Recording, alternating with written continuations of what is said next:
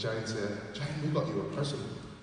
Oh yeah, Darren like had a moment with the Holy Spirit which rocked him and said, change your ways. And then, so we got you a present, Jane. Hey! We got you a tambourine. Like Darren did, so hallelujah, right? So we've got to work out, it's going to be like, strict rules on when it can't be used. Yeah, so when I'm preaching and you feel the Spirit, just give it a little tingle and everybody will be like, hey, yeah, exactly, yeah, hallelujah. It's good news to see you two in here today, hallelujah. We're going to be looking at Exodus 13, 17, onwards into chapter 14. We're going to jump around a bit, don't worry, I'm not going to read it all to you, but there's certain bits that I do want to read. Typically, I wouldn't do this, so it's unusual for me to do this. Normally what I would do, and some of you guys that know that I've preached before, what I'd do is I'd take this story, condense it down. We're looking at Exodus 13, I'll go back there again in a moment, don't worry. Typically what I'd do is I'd condense down the story, tell it my own way, and then pull out of it. And then last week when I was looking at the story of David and Goliath, I really felt God say, actually no, I want you to read my words and read out my words. And that was unusual for me. And then this week, God's done exactly the same. And I'm like, okay, God, if you're blessing us, let's do this. Let's look at your word. Let's hold that high. And maybe God's changing me slightly, but we're going to sort of go halfway because we're going to jump through bits because there's some bits that have really hard words to pronounce. So I'm just going to skip over those and tell you what happens really short. But we're going to start about Exodus 13, 17, and then we're going to go into chapter 14. And like I said, I will tell you when I leave off somewhere where we've come back in. So if I go into a bit of a story, don't worry, I'll tell you which verse we're coming back in at if I've skipped a couple of verses. Okay. So, chapter 13, verse 17, Exodus. So this is just after the Egyptians have been released from Egypt. The Israelites have been released from Egypt. So everybody knows the story of Moses. The Israelites are being captive, they're in slavery to the Egyptians, they're being battered and bruised. The Pharaoh has forgotten who Joseph was. Joseph was a Jew that had great favour, technicolor dream coat, had a dream, all that sort of stuff. But because he's died and he's now moved on, the Pharaoh and all the officials have gone, oh, all these Jewish people, we don't have any respect for them because we don't remember who Joseph was, let's put them in slavery. Moses sees this, gets angry, leaves, he kills an Egyptian guard, beating somebody who's his brother, so somebody who's related to one of his people. And he flees and he comes back and says to Pharaoh after God's done some stuff, you need to let my people go. Pharaoh says, no. God sends 10 plagues. Pharaoh goes, okay, my son is dead, this is awful, go. And this is where we pretty much jump in at 13, 17. When Pharaoh let the people go, God did not lead them on the road through the Philistine country, though that was shorter. For God said if they faced war, they might change their minds and return to Egypt. So God led the people around the desert toward the Red Sea. The Israelites went up out of Egypt ready for battle. Michael, can you do me a favour? Can you run me a glass of water, please? Thank you. And then we're going to jump ahead to 21. So at this point, so he leads them out, and then Moses just basically encourages them, says, God's going to help you, don't worry, we're going to have this day. And then we jump back in at verse 21. As they were walking up, by day, the Lord went ahead of them in a pillar of cloud to guide them on the way, and by night a pillar of fire to give them light, so that they could travel by day or night. Neither the pillar of cloud by day nor the pillar of fire by night left its place in front of them. Okay, so they're walking through, and God's leading the way. He sends a pillar of cloud in the day and a pillar of fire at night, and they're following his cloud on their journey. They know which way they're going, and it's always where it's meant to be. It never leaves them. Hallelujah, right? So what happens next is God says to them, okay, what I want you to do is now turn back on yourselves and go into this place next to the sea, right? He says, you can go in this way, you can follow me, great. We're going to do a bit of a U-turn and we're going to go in there.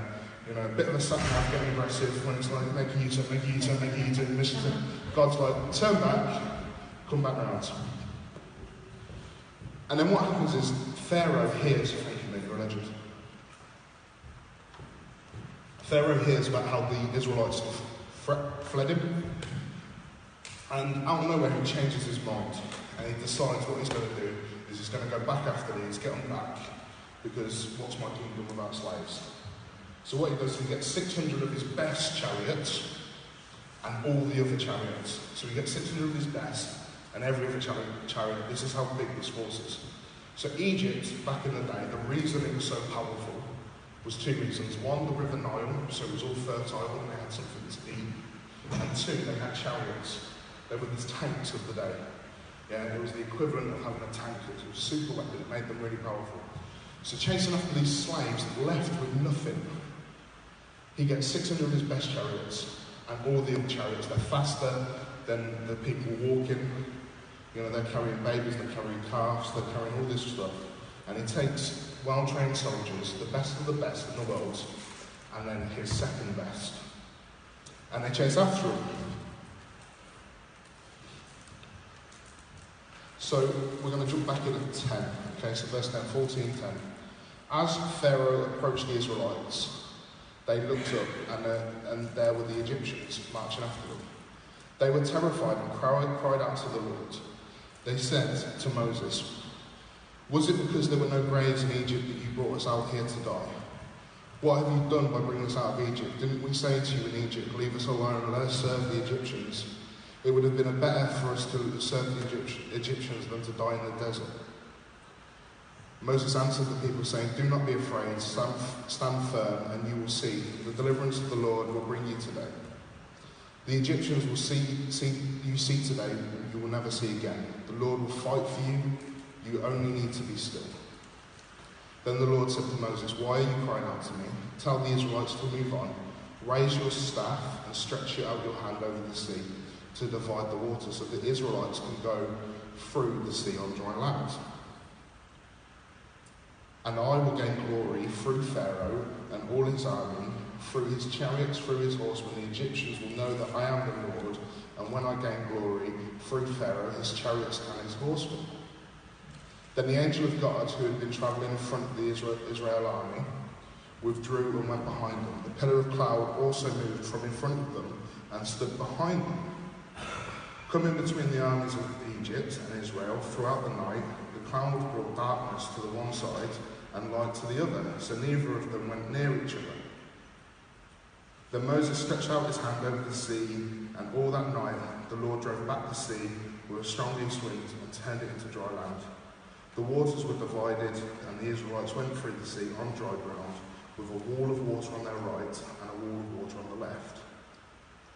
And then the Egyptians pursue them, they go after them, they're like, "We're going to have you." So they follow them into the sea where the water's literally split into.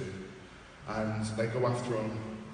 The Israelites get to the other side, God keeps them at bay, he locks up the wheels of the chariots, confuses the Egyptians, and they get to the other side, the Israelites do, and tells Moses to undo the miracle, so to put out his hand again, close the sea. All of Pharaoh's army that chased the Israelites dies. Okay? So, there's a couple of things I want to look at here that I think God might be saying to us today out of this story. If we jump back up to 13:17, it's right at the start of this. And God has a plan for his people. He's spoken to Moses, he has called Moses out. They've seen all these miracles, these massive miracles. You know, he's literally rained fire from heaven to get these people free.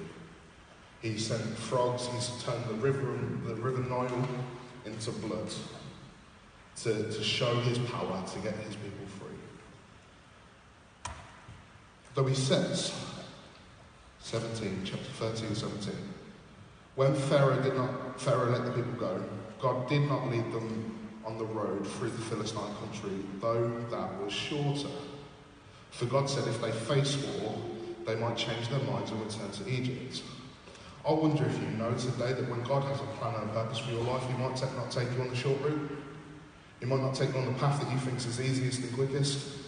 He might sit there and go, if I take you that way, these people are going to come against you and you're going to give up and want to go home.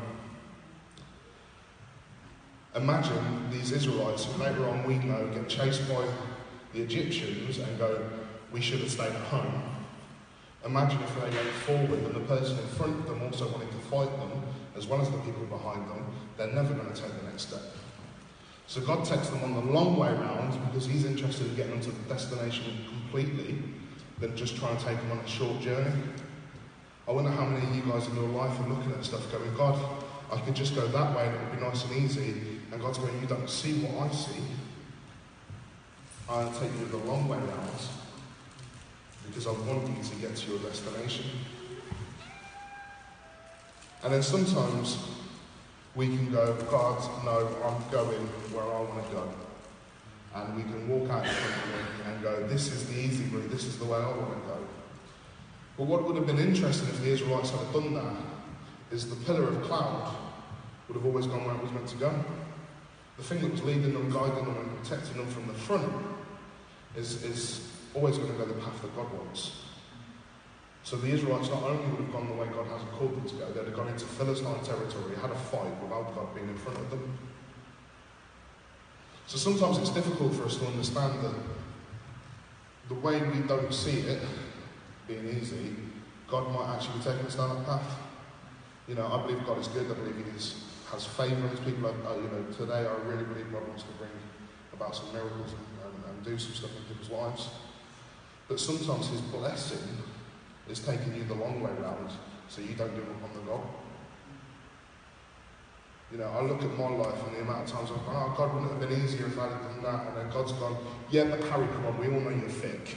And you'd have done something stupid and you'd have ruined it. So I took you this way because so I look at it and go, oh, I could have been MIT and rugby. And then they've gone, yeah, but then you wouldn't have had Darren who's close enough to you to give you a slap if you're being a bit gobby when you're tired. Do you know what I mean? Yeah? Because the reality is, God sometimes doesn't want to take us the direct route, he wants to take us the best route, and we need to rewire our brains to understand the best route isn't always the shortest route. Yeah?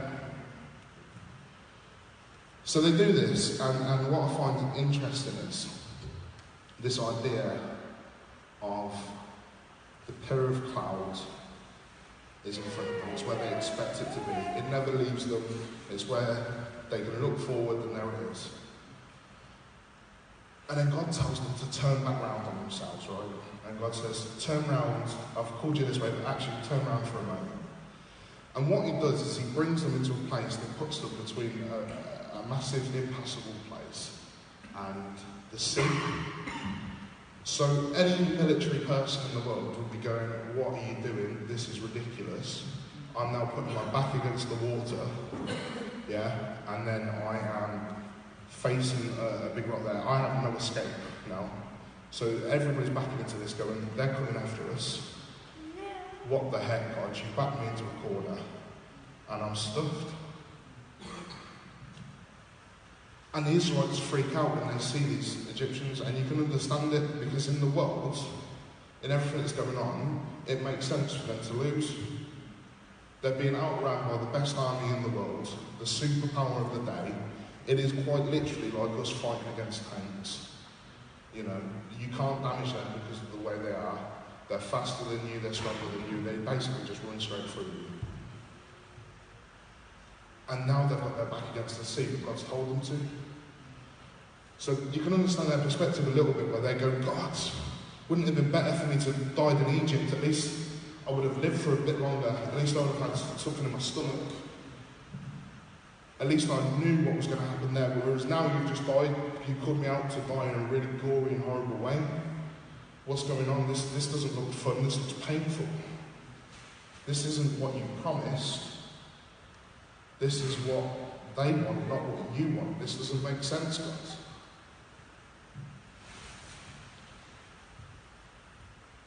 And as they look, there's this moment where God stops being where they expect him to be. They're in this moment of real distress, real scared. You know, people are coming at them left, right and centre. I wonder how many of us have felt like that. We feel attacked all the time. You know, people sending us stupid stuff on Facebook, having a pop at us. You know, people saying stuff behind our back and we're finding out. You know, all these little things, and you feel like you've been attacked left, right, centre. And this is where they're at. And then they look, and all of a sudden, God, the angel, the cloud, isn't where it's meant to be. And they're sat there going, God, not only have you brought me to this place where I'm being attacked, not only have you brought me into a place where I'm surrounded and I've got no escape, you're now not here where you said you would be, where you've always been, the way I've always seen you. Now we have the benefit that we can go, oh wow, God's moved around the back to protect them. That makes sense to us. The Israelites are now coming to their back, and God's moved around to put a separation between the Egyptians and the Israelites. Hallelujah, thank you, Jesus. But if you imagine what you're like as an Israelite, you're like, God isn't now in front of me, he's now leaving me, because he's not where I expect him to be, because that's where he's always been. And I wonder if you know today that sometimes in your darkest moments, God isn't where you expect him to be, he's where he needs to be. Because God isn't interested necessarily in making you know that he's there. He wants you to have faith and trust that he is there because he said he would be. Because that's the beauty of faith. Okay, God, I can't see you right now, but you said you wouldn't leave me.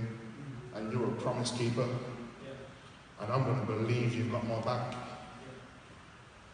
You know, Hannah at the moment is looking for a new job, and you know, it's tough on her, it's tough on me. I feel for her, I know what it's like to commute, and I see her getting upset, and there's a part of me that just goes, God, please, anything. And then I have to talk my brain into, actually, no, God, not anything, what you want. And it's really hard for me, and sometimes, I don't know if Hannah's got this, because sometimes I try and make her not realise that actually, sometimes I break inside because I'm like crying out for her. But the reality is, I'm like, God, this hurts me to see my wife tired all the time, to see my wife hurting. Anything. And then I have to remind myself that this stuff is actually, God, I can't see you at the moment, but I trust that you're doing something, and I trust that you're taking us the best way, not the quick way, because we want your glory in our lives. And it's tough. It is really tough. I remember what it's like to commute. I remember how horrible it is. I remember saying to myself, I'd never let my wife do that. And we're in a place where we need to do that, because otherwise we can't pay rent. But the test of faith isn't quitting a job and jumping into nowhere and going, oh, God, save me. It's not jumping into the sea and saying, God, save me. It's waiting for God to give the command for the seas to part. Yeah? Because any of them could have tried to swim it, but that wasn't God's intention. God's intention was to protect them from the back and then give them a godly way out.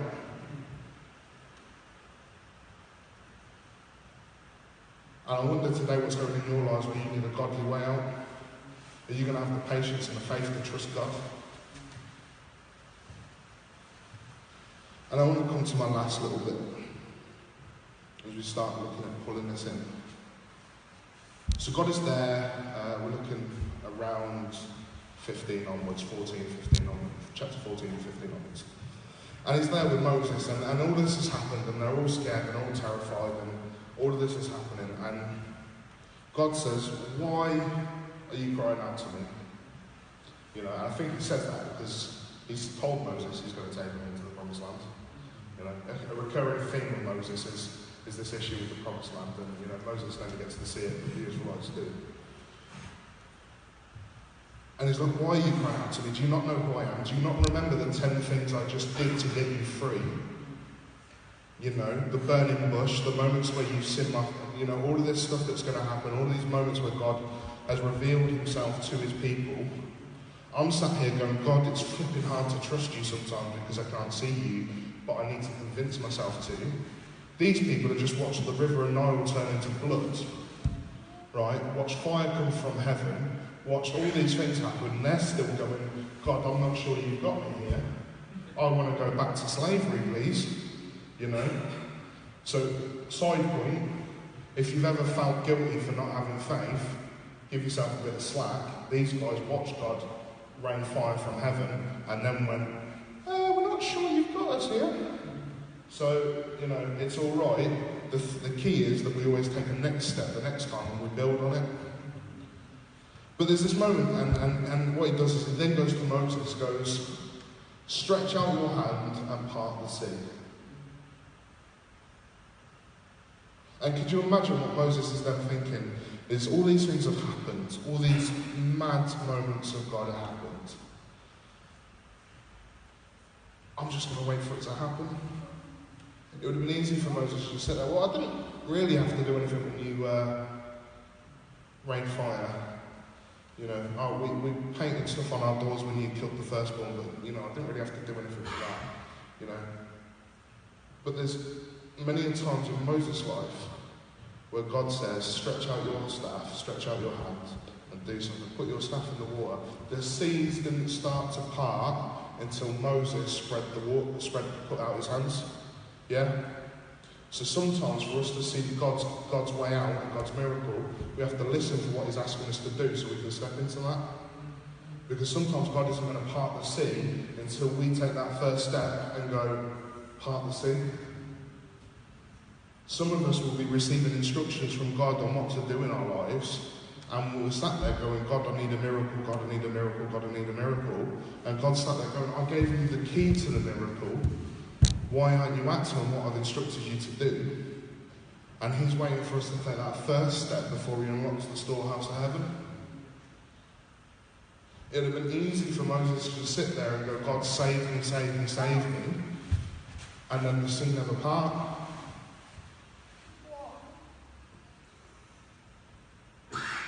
It's our job to be obedient to God, and it's God's job to do the miraculous and be the light of the world. But we're not going to see that unless we're obedient. Yes, Claire. Is it just about us needing, reassurance? So that's the key. That's the key. So, how do I see God do stuff in my life? Well, God said he would. So what's the key is I don't quit before I see him do it. That's the tough bit. God said he'll do it, so he's going to do it. The tough bit is me not going, I give up, I'm going to go smash a load of chemicals, you know, or you know, to go do a load of drink. You know, this hurts too much, I'm going to give up.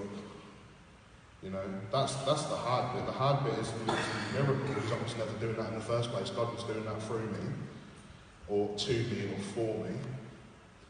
The hard bit is going, okay, God, I remember when you did X, Y, and Z, and therefore I believe you're going to do X, Y, and Z again. How many of us have seen God move in our lives? Everybody in this room. I know that for a fact because we've had conversations, pretty much all of us, where God's done something. You know, when God met with us at Maplethorpe, and then we sit here on a day like today going, oh, God doesn't want to meet with me. Well, no, God does want to meet with you. You just have to talk your brain in just because you're not feeling it and it's not where you think he should be.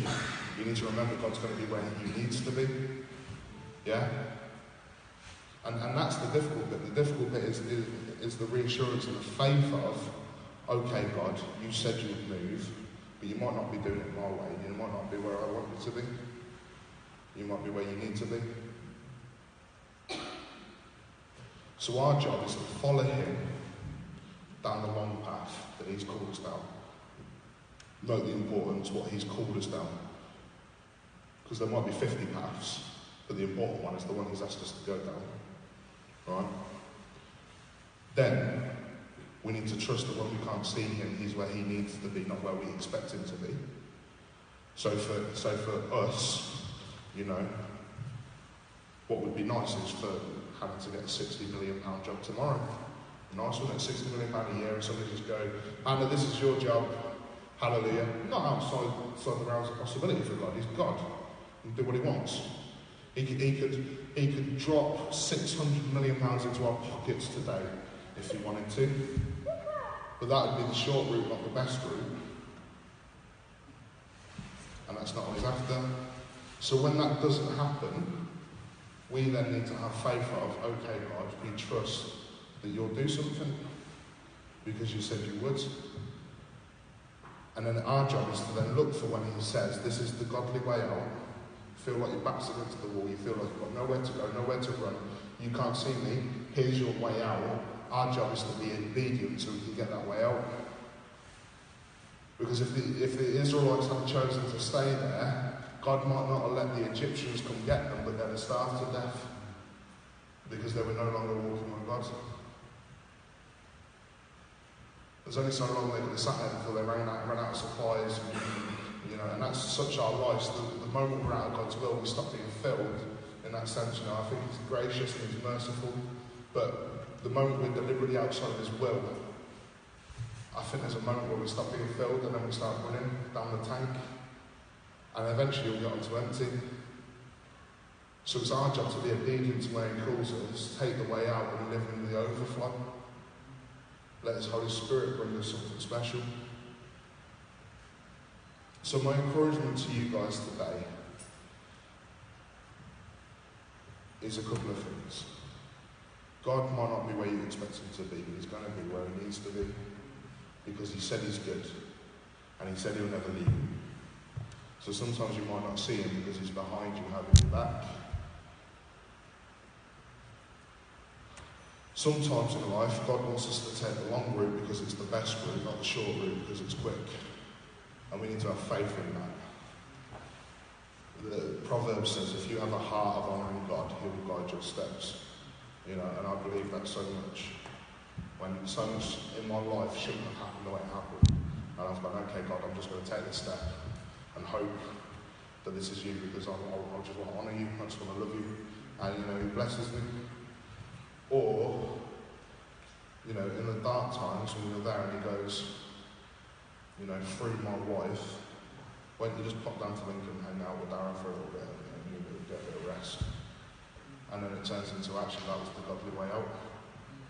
The easy thing would have been to say, I don't want to go to Lincoln because I don't want my friend to see me such a mess where I'm not actually doing what I should be doing because there seems to be no opportunity.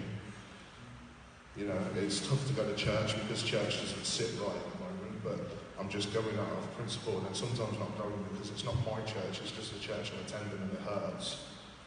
The easy thing would have been going, I don't want my friends to see me like that.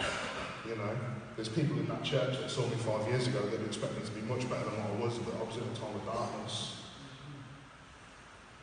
But the godly way out is go spend time with Darren, go hang out. And then it turns out what I've done is I've walked through the Red Sea without even knowing it, and I'm in a place of flourishment, I'm in a place of promised land, because I was obedient to what He said, even when it felt a bit weird. So those aspects of our lives, we need to have faith, we need to have trust, and we need to have obedience, and we'll see God do incredible things. I think we're going to sing Waymaker again, if that's all right, please, guys, as we come to a close. And I think if you want something from God today, and you're saying, God, I need this, and it hurts. And I love to look at Kerry's thought for the day about doubt, and I love it because we don't talk about this stuff. And I love that idea of it's easy to doubt when you can't see Him. And if you need God to just give you a nudge to say, I'm still here today, I think He'll do that. I think He's gracious to say, I've still got you. So as we go into this, I think you can outstretch your hands and go, God, actually what I need is to just feel you for a moment.